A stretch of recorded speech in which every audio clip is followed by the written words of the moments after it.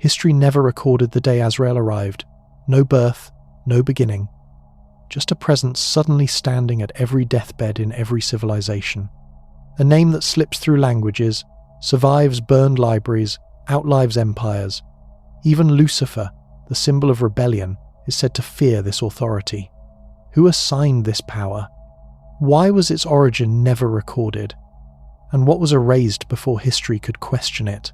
A name that was not written. Azrael does not enter history as a witnessed arrival. It enters as a name that readers begin to attach to older ideas. An appointed figure who takes life at a fixed time and who appears in religious language without a stable, early label. In the surviving text that can be dated and located, the earliest layers tend to describe an angel of death without giving a personal name. The name Azrael, in the spelling familiar in English, is a later attachment that becomes common through transmission, commentary and folklore, and it does not appear at the same time in every tradition. In the Hebrew Bible, there is no angel identified as Azrael.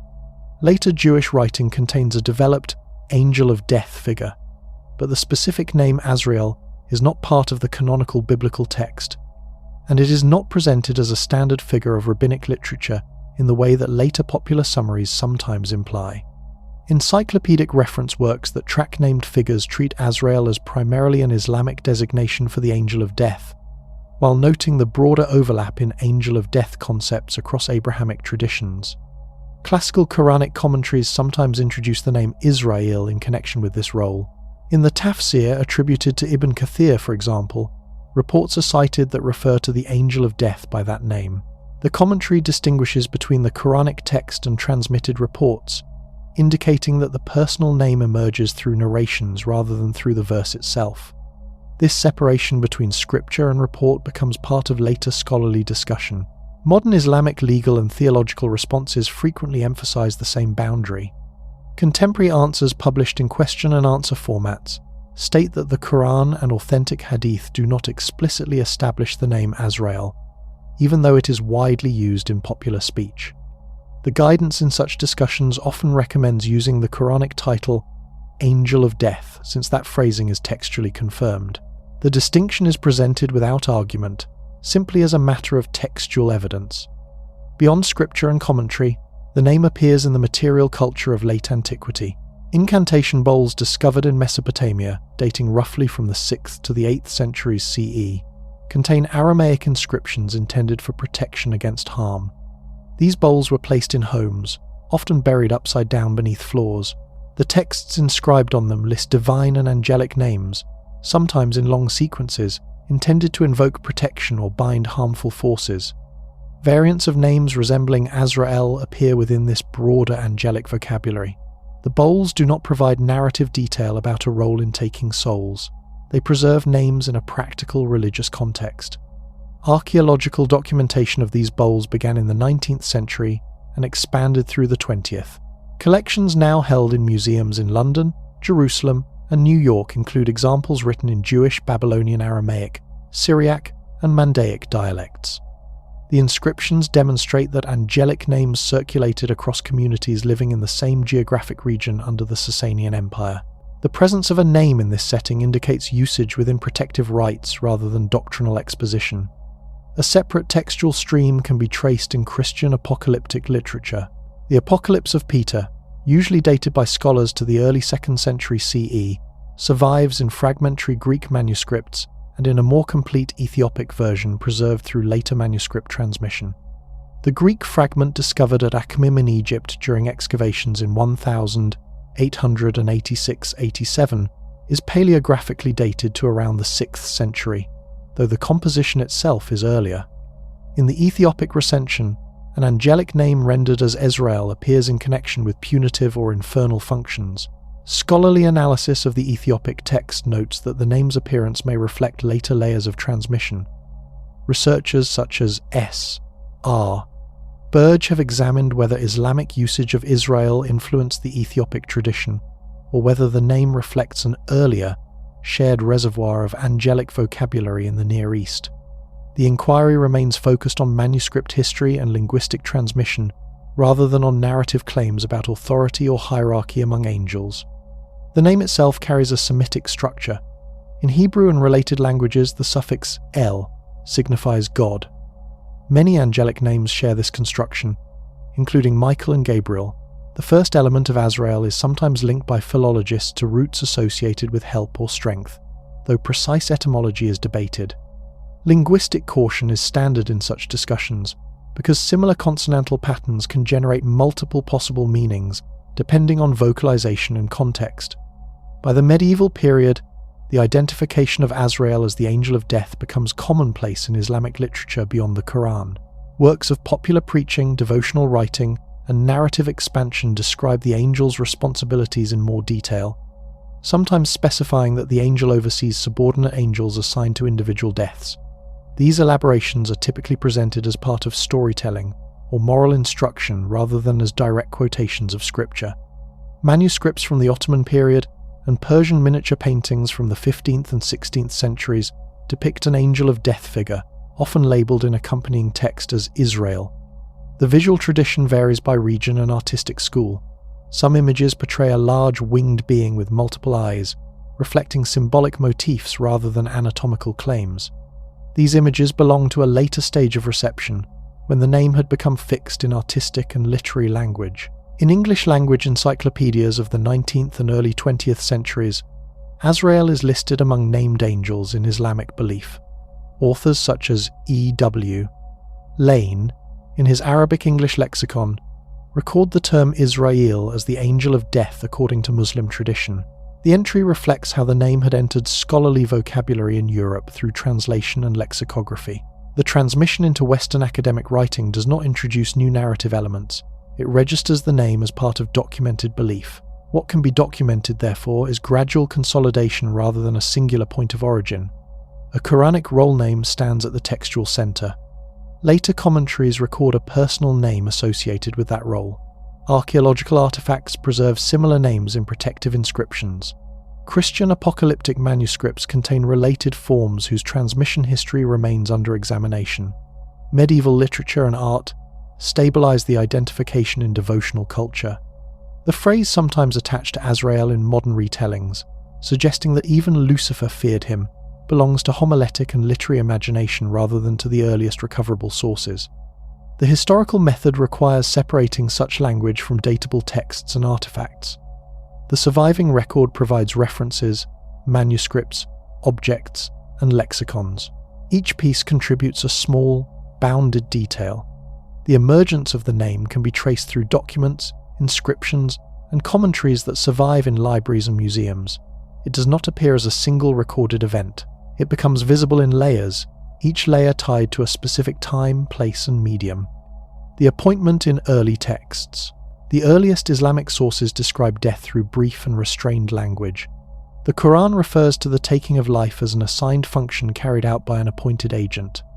In one widely cited passage, it states that the angel of death who has been placed over humanity will take their souls and that they will then return to God. The wording is direct. It identifies responsibility without offering a personal name, physical description, or narrative setting. The sentence stands on its own, without explanation or expansion. Other passages in the Quran present related descriptions. Some verses speak of angels in the plural who take souls at the moment of death. Others describe angels who appear when life ends, sometimes in connection with judgment. These references vary in grammatical form and imagery, but they share a common feature. None assigns a specific personal name. Each passage treats death as an orderly process carried out by appointed beings rather than as an event centered on an individual character. Early scholars paid close attention to this variation. In the late 8th and 9th centuries, commentators working in major intellectual centers such as Baghdad, Basra, and Kufa began compiling detailed explanations of Quranic language. One of the most influential was Muhammad ibn Jarir al-Tabari, who completed his major commentary around the year 923. In his discussion of verses about death, he records multiple interpretations from earlier authorities. Some are attributed to companions of the Prophet and their students. These reports suggest that one principal angel oversees the process, while others assist. Other reports emphasize that the plural and singular forms describe different aspects of the same task. Al-Tabari does not resolve these differences. He presents them side by side, preserving chains of transmission and noting their sources. His method reflects the scholarly standards of his time. Textual evidence is placed first. Reports are cited with attribution. Interpretation is cautious. Personal judgment is limited. Within this framework, references to a personal name for the angel of death appear occasionally, but only as part of transmitted statements, not as conclusions drawn from the Quranic wording. Later commentators followed similar patterns. Ismail ibn Kathir, writing in Damascus in the 14th century, relied heavily on earlier authorities, including al-Tabari. In his commentary on the relevant verses, he explains that the angel of death is responsible for taking souls and that other angels may participate. He reproduces reports that mention a personal name, but he consistently distinguishes between the revealed text and inherited explanations. The name appears as part of tradition, not as part of scripture. Collections of prophetic traditions contain few detailed descriptions of the angel of death. The most frequently cited narration appears in several major compilations and recounts an encounter between Moses and the angel of death. In this account, the angel comes to take Moses' soul. Moses strikes him, and God later restores the angel and extends Moses' life. The narration focuses on obedience and divine authority. It does not supply a personal name. The angel is identified only by role. Classical scholars discussed this narration extensively. Some understood it literally, others interpreted it symbolically. Some argued that it referred to a test of patience. Despite these differences, the wording of the narration remained unchanged in major collections. The consistent absence of a personal name aligns with the broader pattern found in scripture. Legal and ethical writings from the medieval period also reflect this restraint. Jurists such as Yahya al-Nawawi in the 13th century and Ibn Qudama in the 12th century addressed death mainly in practical contexts, including burial procedures, inheritance law, and preparation for the afterlife. When they quoted verses or traditions about the angel of death, they used the established language of role and function. They did not attempt to construct a detailed profile of the figure. Theological works sometimes treated angels in more systematic ways. Abu Hamid al-Ghazali, in his early 12th century work on religious practice and belief, grouped angels according to duties. The angel of death appears in this classification as one among several categories responsible for managing aspects of the world. Al-Ghazali emphasizes order, obedience, and hierarchy. He does not elaborate on personal characteristics or biography. His treatment reflects a concern with structure rather than narrative. Later encyclopedic and cosmological writings expanded angelic imagery. Works produced in the 13th and 14th centuries combined religious material with folklore and natural observation. In these texts, the angel of death is sometimes described with symbolic features, such as having many faces or eyes. These descriptions are usually attributed to unnamed earlier sources. They are presented as reported material rather than as established doctrine. They reflect literary development within devotional culture. Manuscript evidence supports the stability of the core Quranic wording. Early Quran manuscripts preserved in collections in Yemen, France, Uzbekistan, and other regions consistently reproduce the same phrasing for verses that mention the angel of death. Paleographic studies date many of these manuscripts to the late 7th and early 8th centuries. The absence of variation in these passages indicates that the role-based language was fixed early in the history of transmission. Translations into other languages followed this structure. Persian translations produced from the 10th century onward render the phrase as the angel of death. Ottoman Turkish and later Urdu translations do the same. Commentaries written in these languages sometimes add marginal notes mentioning a personal name, but the main text consistently reflects the original wording.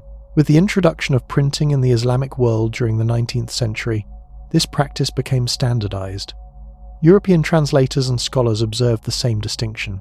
George Sale's English translation of the Quran in 1734 renders the relevant verse using the angel of death, and notes in his commentary that Muslims commonly call this angel Azrael.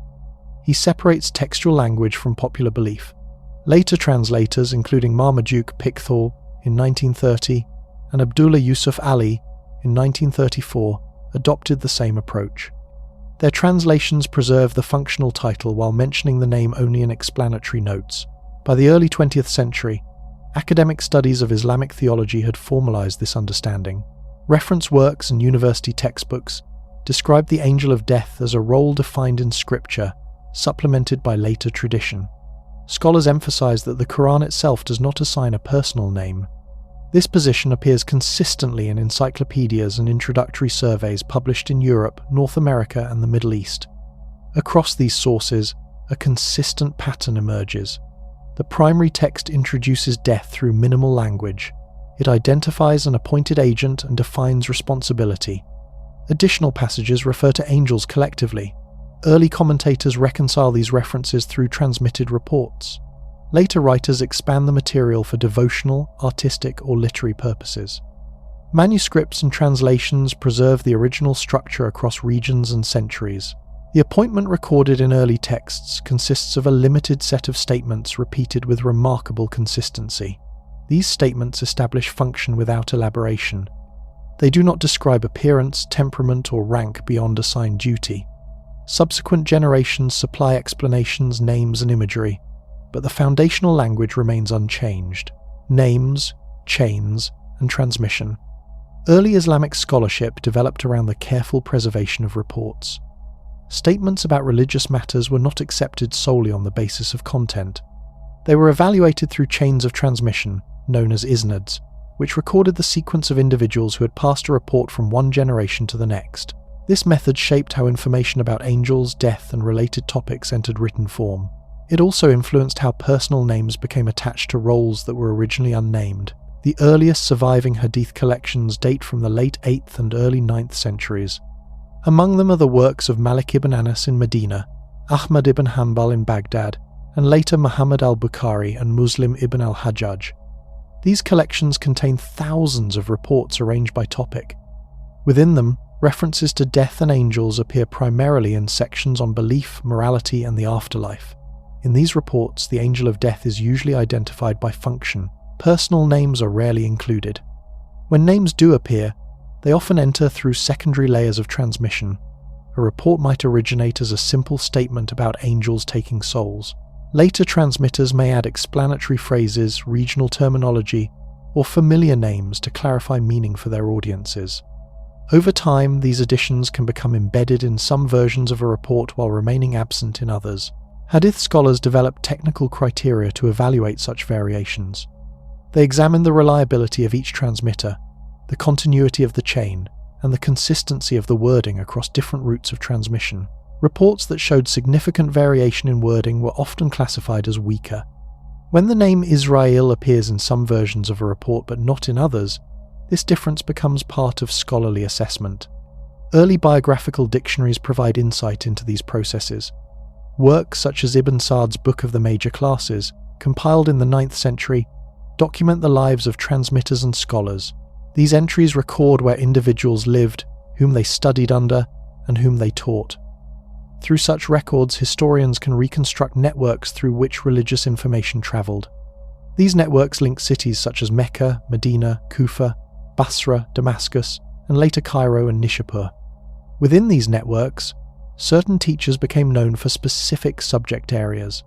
Some specialized in legal traditions, others focused on historical reports or theological material. Students often carried their teachers' interpretations into new regions. If a respected teacher used a particular name for the angel of death in explanation, that usage could spread through his students and their writings. Written commentaries played a central role in stabilizing terminology. Tafsir works from the 9th to 11th centuries compiled earlier oral material into organized books. Al-Tabari's commentary, completed in the early 10th century, became especially influential. Later scholars cited it extensively. When Al-Tabari recorded a report mentioning a personal name, that report gained wider circulation through quotation.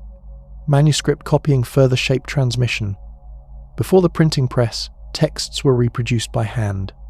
Copyists sometimes added marginal notes, glosses, or clarifications. In some cases, these notes were later incorporated into the main text by subsequent copyists.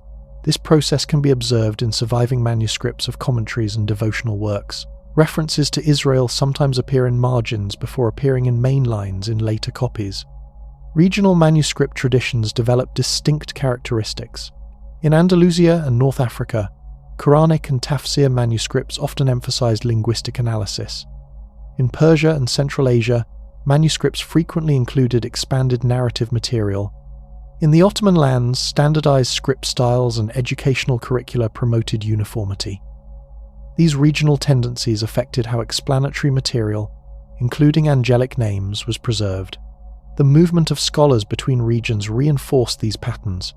During the Abbasid period, students traveled widely in search of knowledge.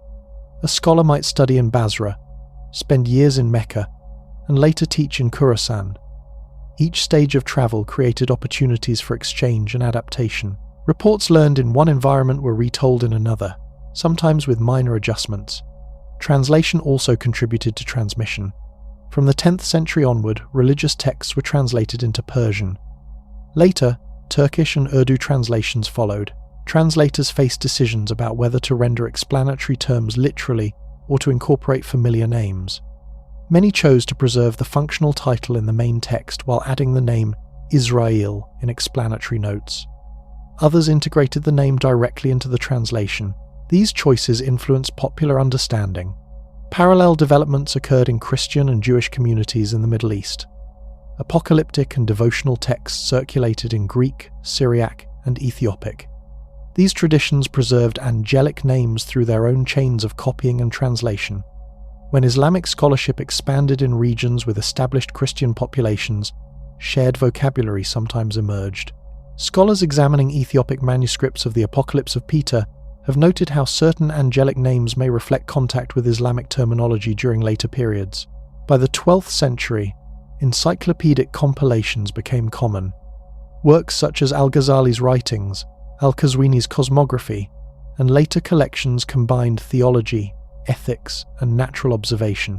These books were designed for educated lay audiences. They often simplified scholarly debates and presented settled conventions. In this environment, the identification of the angel of death as Azrael became more consistent. Educational institutions reinforced this standardization. Madrasas established in major cities from the 11th century onward followed structured curricula. Students studied Quran, Hadith, law, and theology using recognized textbooks. When these textbooks included the name Azrael in explanatory sections, students absorbed it as part of conventional knowledge. Over generations, repeated instruction reduced awareness of earlier variations. Printing accelerated this process. In the 19th century, presses in Cairo, Istanbul, Bombay, and later Beirut began producing large numbers of religious books. Editors selected specific editions and commentaries for publication. These editions often reflected the dominant scholarly consensus of their time. Once printed, they circulated widely and replaced many local manuscript traditions. Western academic publishing followed similar patterns. Orientalist scholars in Europe relied on printed Arabic editions and widely circulated manuscripts. When they wrote reference works and dictionaries, they recorded Azrael as the standard name for the angel of death in Islamic belief. These works influenced later scholarship and popular writing in English and other European languages. Oral transmission continued alongside written forms. Sermons, lectures, and informal teaching reinforced familiar terminology. Preachers addressing general audiences often preferred recognizable names to abstract titles. In this context, Azrael functioned as a practical label that made religious discourse accessible. Repetition in speech strengthened its position in everyday religious language. By the early 20th century, multiple channels had converged. Scholarly commentaries, printed textbooks, translations, sermons, and encyclopedias all tended to use the same name when referring to the angel of death outside strict scriptural quotation. The original Quranic phrasing remained intact, but explanatory material surrounding it had become relatively uniform. Modern academic studies document this process rather than challenging it. Historians of Islamic thought examine how authority was constructed through chains of transmission and institutional support. Linguists analyze how terminology stabilizes through repeated use. Manuscript specialists trace marginal notes and variant readings. Together, these approaches show how a name moves from occasional report to standard reference. The available evidence indicates that this movement did not occur through decree or centralized decision. It resulted from cumulative practices: teaching, copying, translating, and explaining. Each generation inherited material shaped by the previous one, and passed it on in slightly altered form. Over time, the alterations diminished as conventions solidified. The record of names, therefore, reflects social processes as much as theological ones. Reports circulated through identifiable individuals, texts moved through identifiable workshops and schools. Interpretations were reinforced through identifiable institutions. The name Israel became established through these interconnected systems. Transmission preserved structure while allowing limited variation. The functional description remained anchored in scripture. The personal names circulated through reports and explanations. Scholarly methods documented differences. Educational and publishing systems reduced them. The resulting pattern can be traced across more than 1,000 years of written and oral material, death in art, manuscripts and memory. From the medieval period onward, written descriptions of the angel of death began to appear alongside visual representations. These images did not originate from scriptural instruction. They emerged within artistic and devotional traditions that developed around existing religious texts. Painters, calligraphers, and manuscript compilers worked within accepted frameworks, using symbolic language to convey abstract ideas. Over time, these visual forms became part of how death was understood and remembered. The earliest surviving illustrated Islamic manuscripts date to the 13th century. Among them are scientific, historical, and literary works produced in regions such as Iraq, Iran, and Anatolia. Religious themes appear most frequently in narrative and cosmological texts, rather than in Quran manuscripts, which were usually left unillustrated. In these illustrated works, angels are often depicted with wings, flowing garments, and elongated proportions. The angel of death is sometimes included among them, identified through accompanying captions or context. Persian miniature painting played a central role in shaping these images.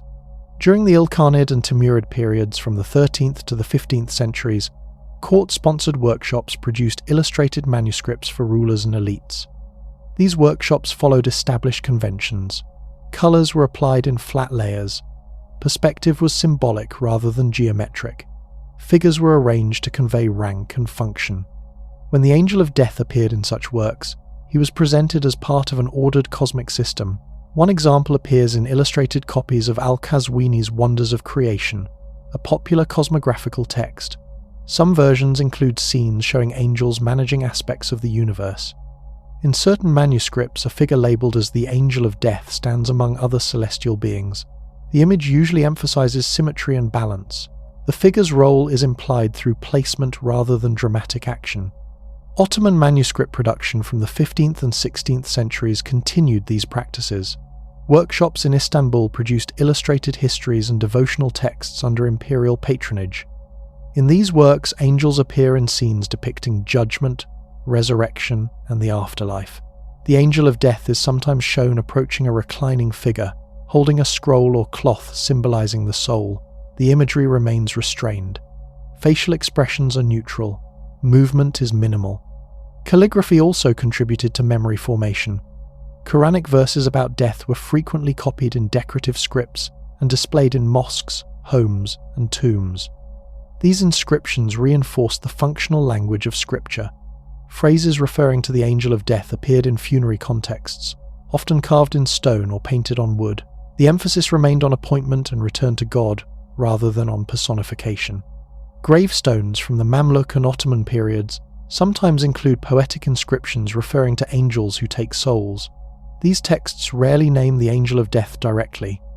Instead, they use formulaic expressions about departure and return. The consistency of this language across regions suggests shared conventions shaped by religious education and literary models. Manuscript marginalia provide additional evidence of how imagery and text interacted.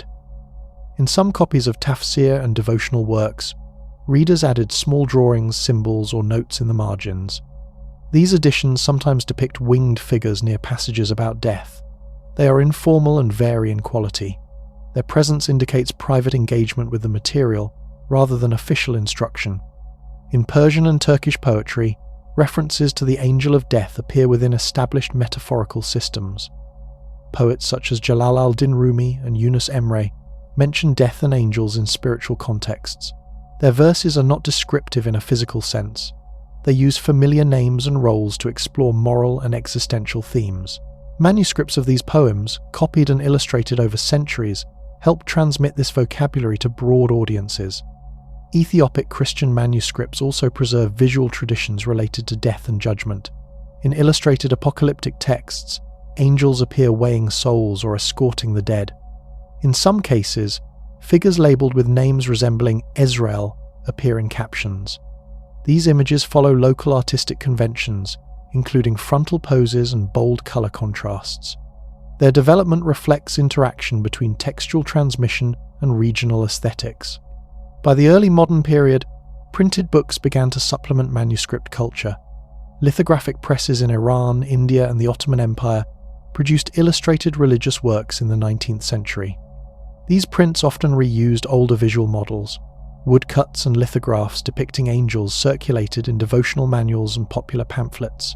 The angel of death appeared in simplified form, recognizable through captions and established symbols. Photography did not immediately replace these traditions. Instead, photographic images of funerals, graves, and religious gatherings incorporated existing textual and visual language. In late 19th century Cairo and Istanbul, studio portraits sometimes included Quranic verses about death printed on decorative cards. These objects combined modern technology with inherited religious expression. Oral memory interacted with visual culture. Storytellers, preachers, and teachers referred to images found in books and mosques when explaining religious concepts. Children attending religious schools encountered both written passages and illustrated materials. Over time, repeated exposure created shared mental images that did not depend on any single source. Museum collections formed in Europe and the Middle East during the 19th and 20th centuries preserved many of these artifacts. Manuscripts, paintings, and inscriptions were catalogued and studied. Scholars analyzed stylistic features, materials, and provenance. Through this process, artistic representations of angels became part of academic knowledge as well as popular imagination. 20th century textbooks and encyclopedias sometimes reproduced miniature paintings to illustrate entries on angels and death. These reproductions detached images from their original manuscript contexts. They presented them as representative examples. Readers encountering these images outside devotional settings interpreted them as visual evidence of belief, even though they originated in specific artistic traditions. Modern digital archives have expanded access further. High-resolution scans of manuscripts are now available through libraries in London, Paris, Istanbul, and Tehran. Researchers can compare visual depictions across regions and centuries. These comparisons show continuity in symbolic language alongside gradual stylistic change. Across these materials, several patterns remain consistent. The angel of death is rarely depicted in violent action.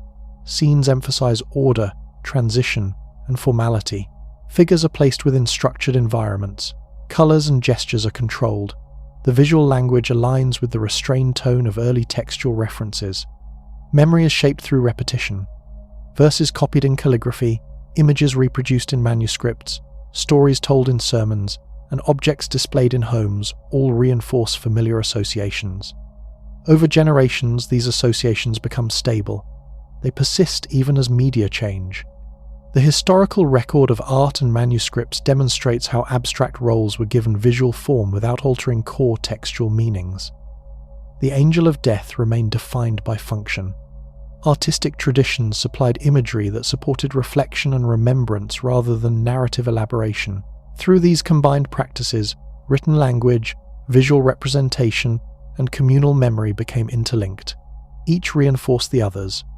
The result was a shared cultural understanding grounded in preserved texts and repeated forms, authority, fear, and later interpretation.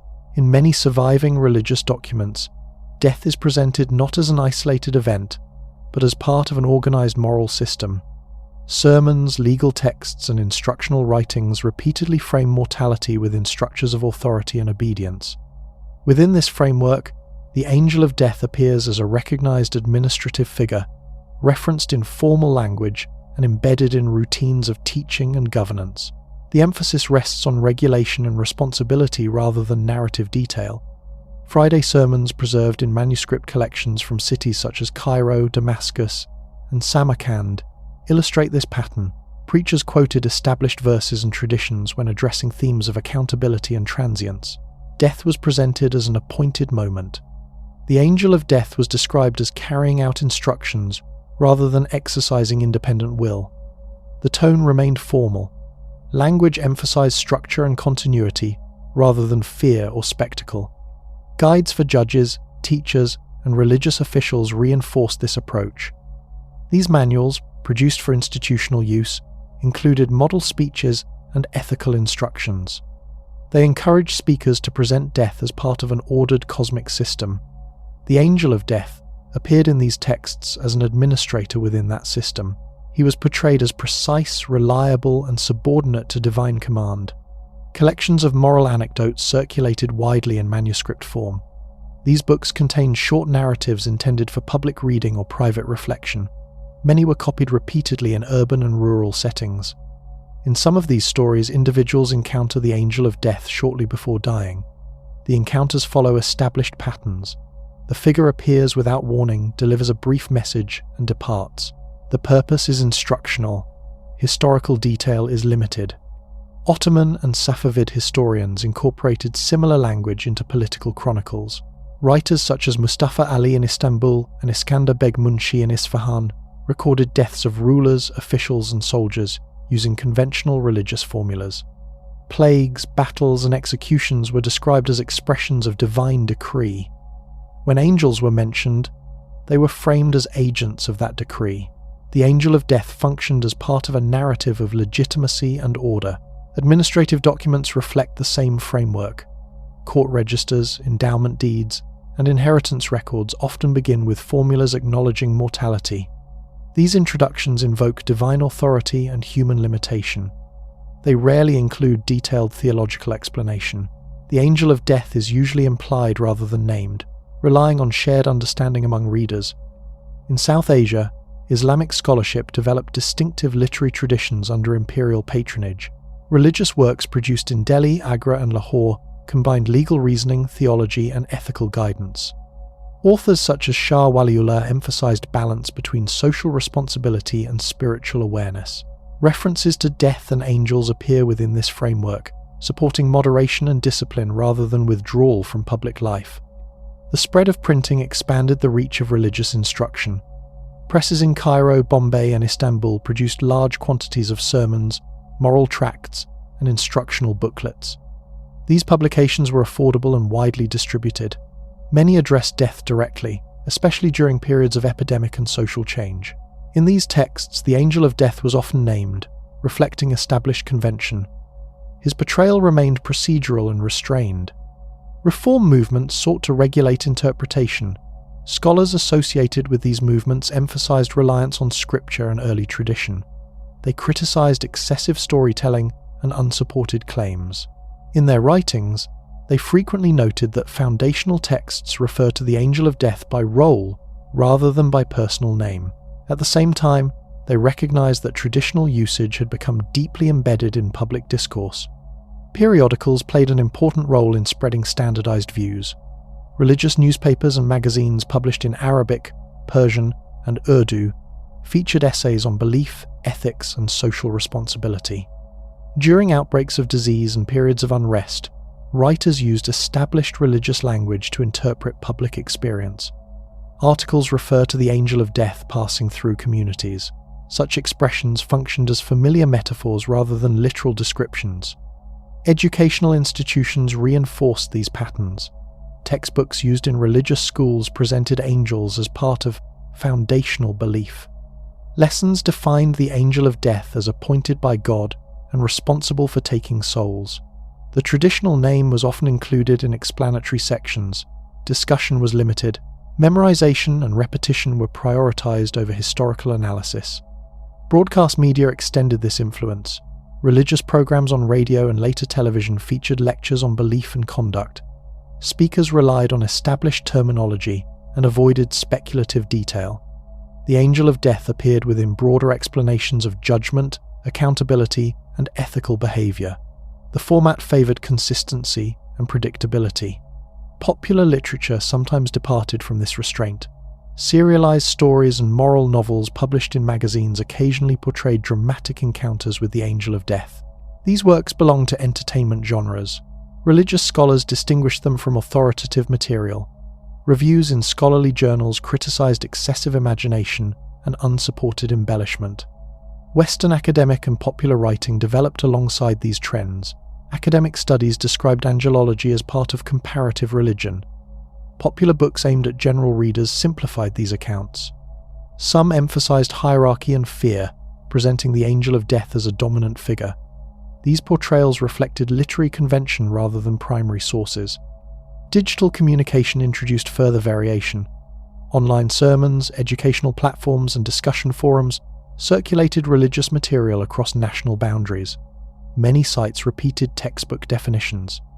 Others combined traditional language with visual and narrative elements drawn from popular culture. Differences in tone and emphasis reflected differences in audience and institutional oversight. Throughout these developments, systems of authority remained central. Scholars grounded their statements in recognized texts. Educational bodies regulated curricula. Publishers selected approved materials. These structures limited interpretive range. Even when emotional language appeared, it was generally framed within accepted boundaries.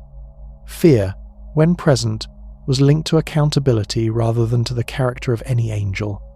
The angel of death functioned as a reminder of fixed limits and assigned roles. He was not presented as an independent source of power. Later interpretations preserved this hierarchy, even when rhetorical intensity increased. Historical evidence shows continuity and emphasis.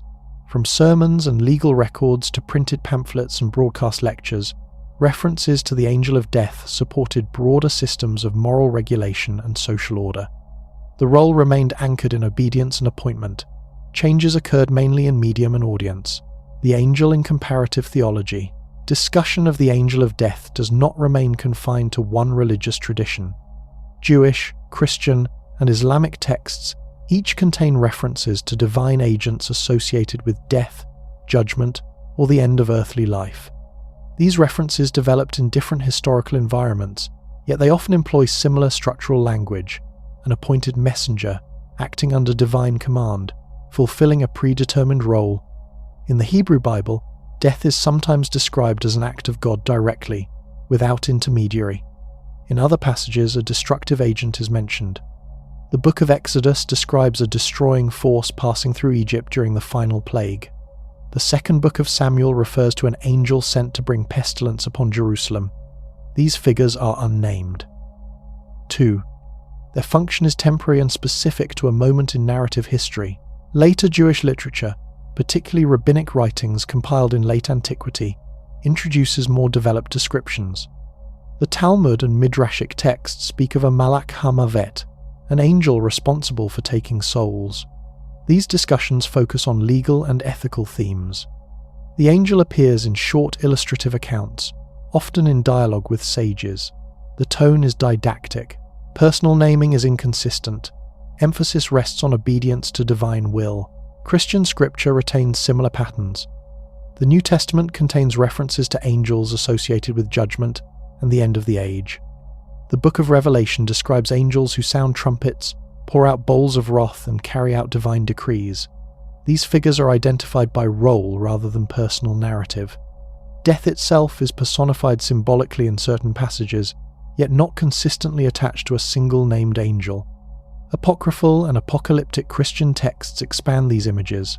Works such as the Apocalypse of Peter and later visionary literature describe angels overseeing punishment and escorting souls. Manuscripts preserved in Greek, Latin, Syriac, and Ethiopic traditions contain varying names and descriptions. Scholars studying these texts note differences between early and later recensions. Names resembling those used in Islamic traditions sometimes appear in Ethiopic manuscripts, suggesting contact between communities. Islamic scripture and commentary define the angel of death through concise language. The Quran assigns responsibility without elaboration. Later tafsir and hadith literature record transmitted reports that sometimes include a personal name. The structure remains consistent. The angel acts by command and does not function independently. Comparative theologians often note the shared emphasis on obedience across traditions. Medieval scholars in Islamic lands were aware of earlier Jewish and Christian writings. Translations and conversations occurred in cities such as Baghdad and Cordoba, where scholars of different faiths lived in proximity. Discussions of angels formed part of broader debates about prophecy, scripture, and cosmology. Records from these intellectual exchanges show recognition of similarities without necessarily asserting equivalence. Christian theologians in the medieval period also addressed the concept of an angel associated with death. Writers such as Thomas Aquinas discussed angels in systematic theological frameworks. They categorized angels according to orders and functions. Death was understood as part of divine providence rather than the domain of a singular autonomous being. Aquinas emphasized hierarchy and obedience, themes also present in Islamic theology. Jewish philosophical writers such as Maimonides approached angelology in rational terms. In his Guide for the Perplexed, Maimonides interprets angels as manifestations of divine will or natural forces. The angel of death becomes a metaphor for processes established by God. This interpretation differs from more narrative rabbinic accounts, but maintains structural continuity with the concept of appointed agency.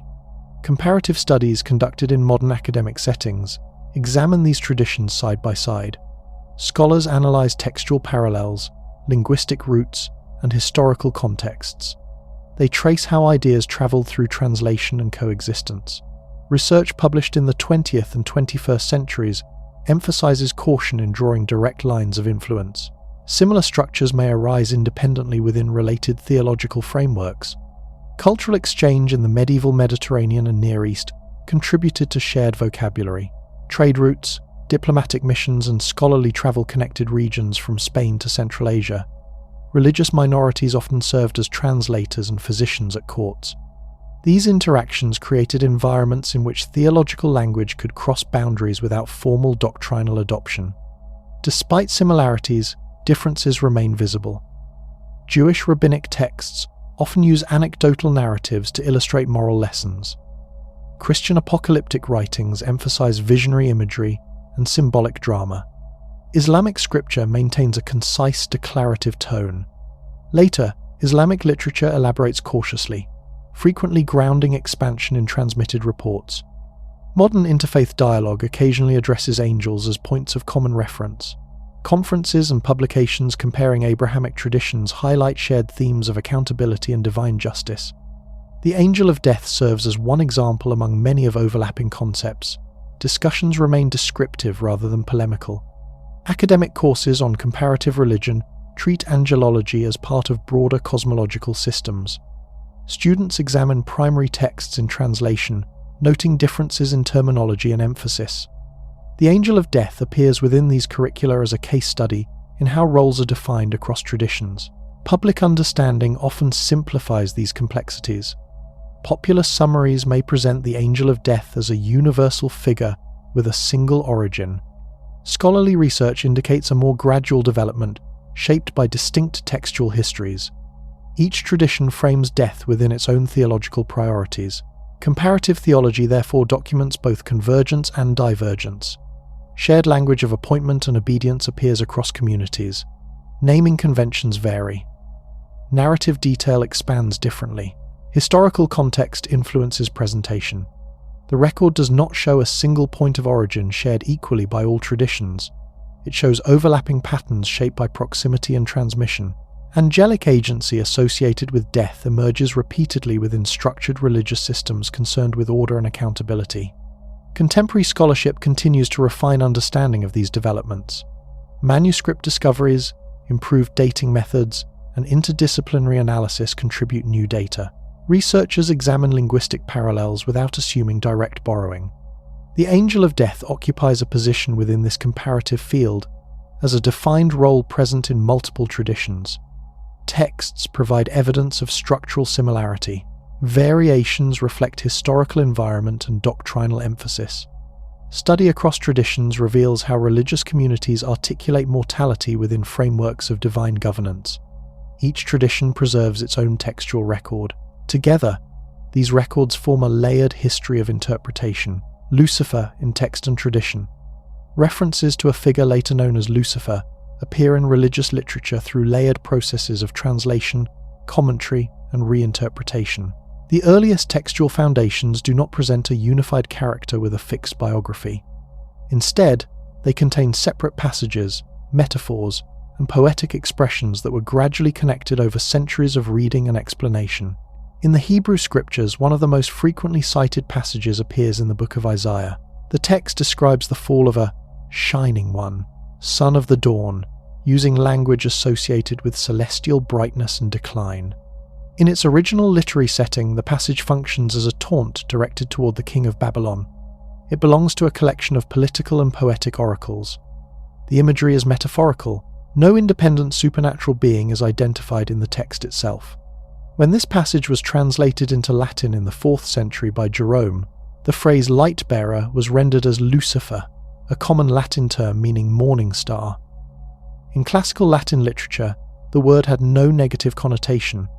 It referred to the planet Venus when visible before sunrise. Over time, readers encountering the Latin Bible began to associate this term with later theological interpretations of rebellion and downfall.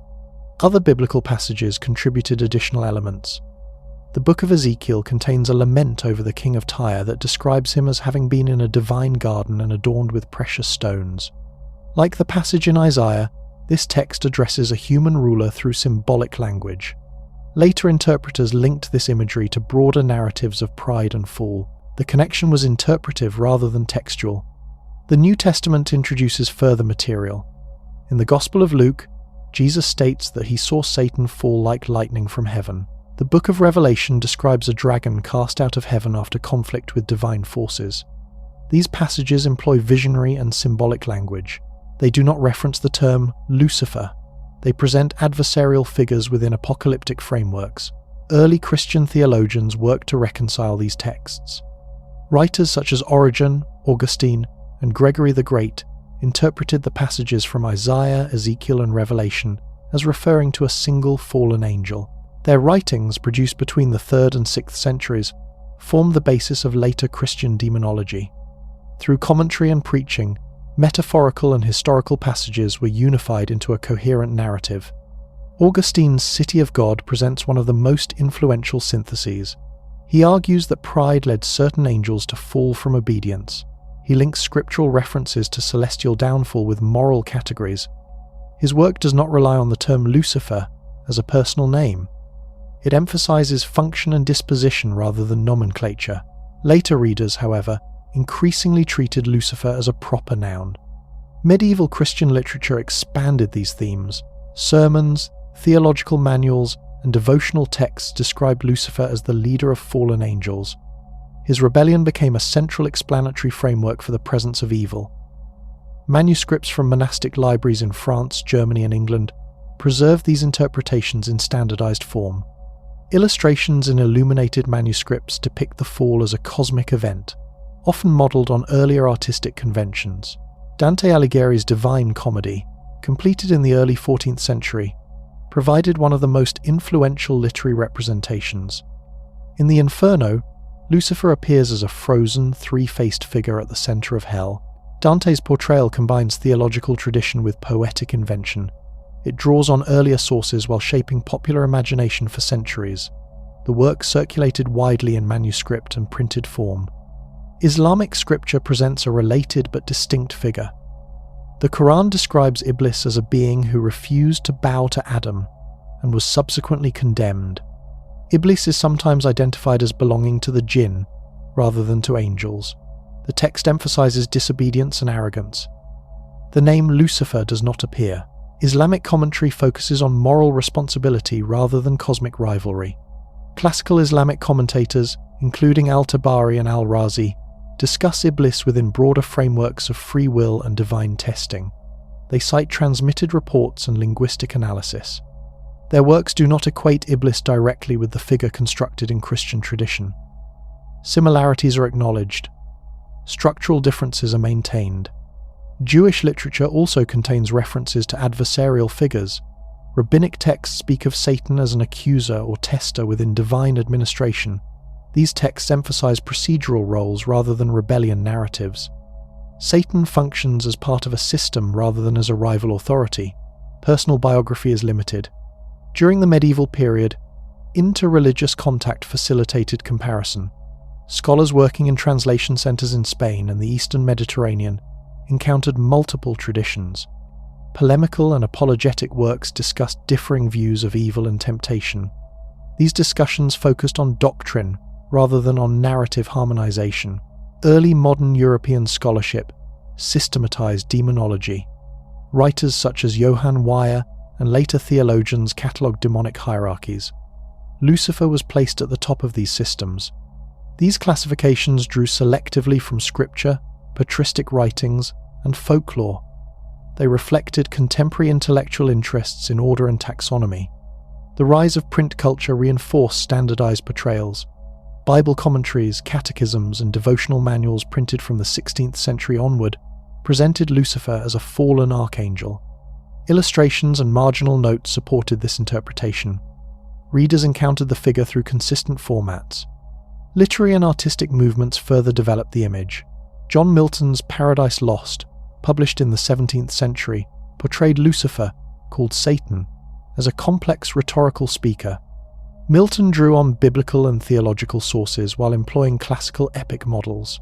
His work influenced English language understanding of the figure for generations. 19th century scholarship began distinguishing between original texts and later interpretations. Philologists analyzed Hebrew and Greek terms. Historians examined manuscript traditions. Critical editions of biblical books clarified literary contexts. These studies demonstrated that the unified Lucifer narrative emerged through interpretive synthesis. Modern academic treatments reflect this approach. University textbooks and reference works describe Lucifer as a construct formed from multiple passages and traditions. They trace development through translation, commentary, and literature. Emphasis is placed on process rather than on assumed original intent. Popular culture continues to draw on earlier literary models. Novels, films, and television programs depict Lucifer as a central antagonist or anti-hero. These portrayals rely heavily on Miltonic and medieval imagery. They seldom reflect the complexity of textual history. Religious education maintains more restrained language. Catechisms and theological manuals emphasize disobedience, temptation, and moral testing. They reference scripture and early interpretation. Speculative elements are minimized. Order, rebellion, and divine administration. Angels and related beings tend to organize them within structured systems of authority. These systems appear in legal texts, theological treatises, and philosophical writings. They define ranks, responsibilities, and limits. Within such frameworks, obedience is treated as a functional requirement rather than a personal virtue, and rebellion is framed as deviation from assigned order. Islamic theology presents angels as beings created to carry out divine commands without resistance. Quranic passages emphasize that angels do not disobey what they are ordered and perform what they are instructed to do. Classical theologians cited these verses when discussing cosmology and moral responsibility. Angels were described as part of a regulated system that maintains balance in creation. The angel of death was included within this system as a specialized agent. Legal and theological manuals written for students reinforced this model. Works used in madrasas defined angels as obedient servants. Discussions focused on their functions rather than on individual identity. Disobedience was associated instead with human beings and with Iblis, whose refusal to comply marked a departure from established hierarchy. This distinction supported broader teachings about accountability. Christian theology developed comparable structures. Medieval scholastic writers classified angels into hierarchies based on earlier works attributed to Pseudo-Dionysius. These hierarchies organized angels into choirs and ranks, each associated with specific tasks. Obedience within this system was central. The fall of certain angels was explained as a rupture within an otherwise ordered structure. Thomas Aquinas addressed these themes in his Summa Theologica. He argued that angels possess intellect and will, enabling obedience or disobedience. According to his framework, fallen angels exercised choice contrary to divine order. The system remained intact because authority resided in God rather than in any created being. Aquinas' synthesis influenced Catholic teaching for centuries. Jewish, philosophical, and rabbinic literature also reflects structured administration. Rabbinic texts describe angels as messengers who carry out specific tasks. Philosophers such as Maimonides interpreted angels as expressions of natural or metaphysical processes governed by divine law. Order was emphasized over narrative. Rebellion was not a central theme in these writings. Administrative metaphors appear frequently across traditions. Angels are compared to officials, scribes, guards, or envoys. Legal language is applied to cosmic functions.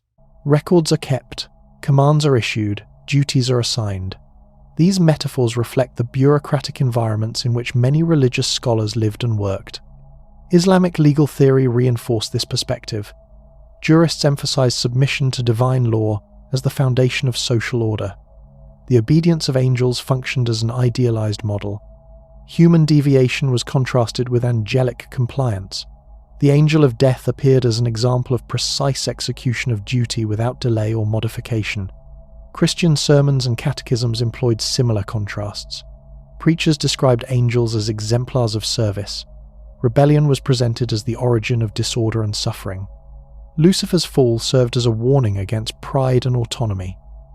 These themes supported ecclesiastical authority and communal discipline. Political thought intersected with these ideas. Muslim and Christian rulers alike drew on religious language to justify hierarchy. Court scholars described governance as reflection of divine administration. Just as angels obeyed higher command, subjects were expected to follow legitimate rulers. Chronicles and advisory texts made these analogies explicit. Philosophical discussions in the Islamic world expanded the concept further. Thinkers influenced by Greek philosophy, such as Al-Farabi and Ibn Sina, described cosmic intelligence systems in which celestial beings mediated between God and the material world. Although framed differently from traditional angelology, these systems preserved hierarchical structure and functional specialization. Sufi literature approached order and rebellion through symbolic language. Mystical writers described obedience as alignment with divine reality. Rebellion was interpreted as attachment to ego. References to angels and Iblis were used allegorically. These interpretations circulated widely in poetry and teaching manuals. Christian mysticism developed parallel approaches. Writers such as Meister Eckhart and later contemplatives emphasized inner submission over external hierarchy. Angelic imagery served as metaphor for spiritual states. Rebellion was associated with self-centeredness rather than with literal cosmic revolt. Educational curricula institutionalized these perspectives. Textbooks presented angels as part of orderly cosmology. Diagrams illustrated hierarchical relationships. Students memorized classifications and functions. Examination systems reinforced standardized interpretation. Legal codes and ethical treatises also relied on these models. Discussions of intention, responsibility, and punishment referenced divine administration. Obedience to law was framed as participation in cosmic order. Deviation was framed as disruption requiring correction. Modern academic analysis treats these systems as historical constructions shaped by social context. Scholars examine how bureaucratic states, imperial courts, and religious institutions influence cosmological models. Hierarchy in heaven often parallels hierarchy on earth. Textual evidence is read alongside political and economic conditions. Comparative studies highlight recurring patterns.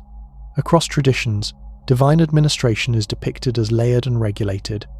Roles are assigned, limits are defined, authority flows downward. Rebellion is conceptualized as exception rather than norm. Popular religious instruction continues to reflect these structures. Sermons, educational videos, and devotional books emphasize obedience and accountability.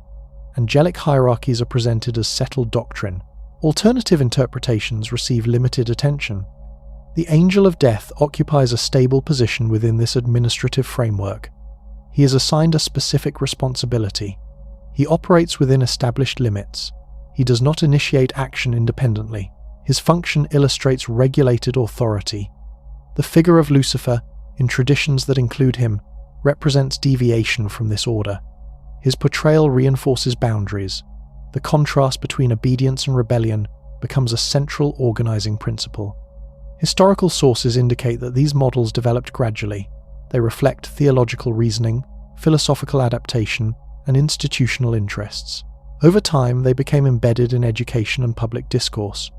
Order, rebellion, and administration thus form interconnected themes. They structure cosmological thinking and support moral teaching. They provide language for authority and limits,